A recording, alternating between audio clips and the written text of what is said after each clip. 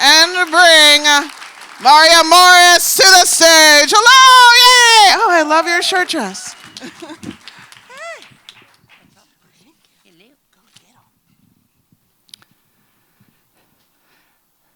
My dad was a cat lady.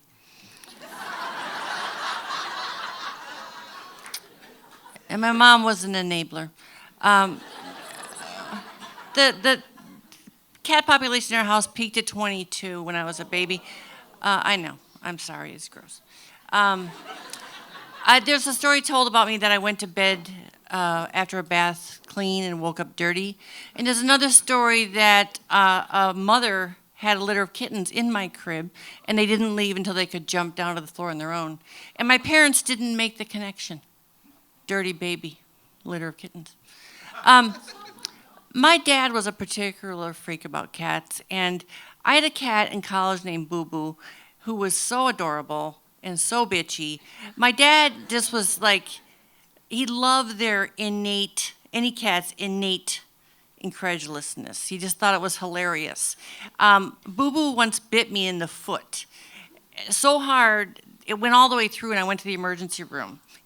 Really gross. And I come back and my dad says, well, what did you say to him that made him so mad? So when Boo Boo was 8, he had to go live with my dad. And my dad created, or started, I would say, or launched, I don't know the word, the Frisky Wars, which was a spreadsheet of every flavor of food and whether or not Boo Boo would eat it. And there were notes, there was a column for notes. Took 2 licks, said no. Fancy feast, cod, sole, and shrimp feast. Doesn't seem to like the blends.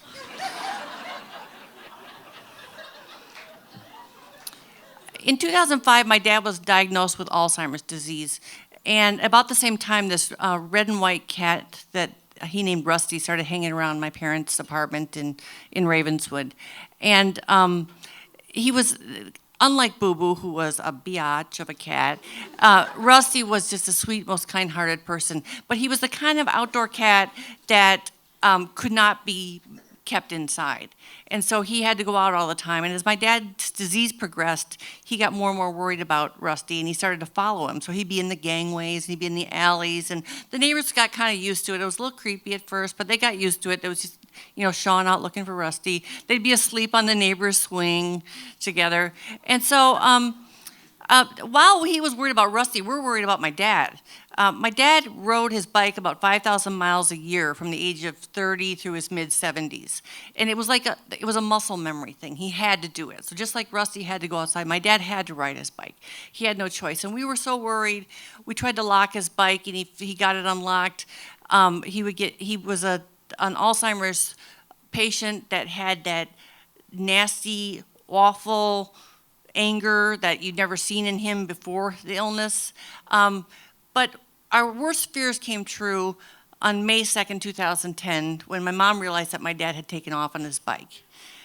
So we huddled at my mom's, we called the police. I drove every street that had a smooth surface that he said was a good bike route: Halstead, Elston, Milwaukee, Loomis, Levitt. My brother was riding the lakefront on his bike, and it's like, how is this gonna end? How is this gonna end? Is he by the lake? Is he in the lake? How is it gonna end?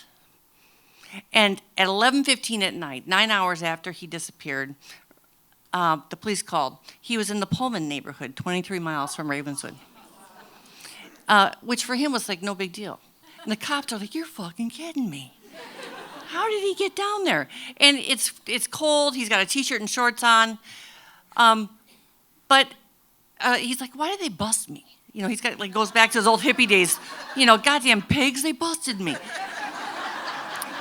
And so we put him in a nursing home in 2013 because he got too much for my mom to handle. And then in 2015, October 29th, if I may be specific, Rusty disappeared. Rusty left the house, and he didn't come back. And the only silver lining really was that my dad didn't know. My dad was in the nursing home. And he was no longer really responding to pictures of the animals, but he knew who we were. And then a couple weeks later, my dad got aspiration pneumonia, which is the most common way that Alzheimer's patients die. The brain no longer sends signals about breathing or swallowing.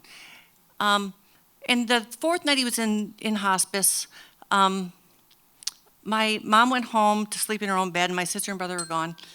And the nurse says at around 5 o'clock, you better call everybody because your dad has, maybe an hour or two left. So I go to pick up the phone, and my mom was calling me, and she said, Marya, Rusty's home. Rusty's home. He's injured, but he's fine. And I said, Mom, Dad is about to die. So I don't believe things happen for a reason, but Rusty's homecoming was more than a coincidence. It was magical. This dirty, injured cat, kind-hearted, with wanderlust, just like my dad, showed up exactly at the moment that he needed to show up, just to make a horrible day a little bit better. Thank you.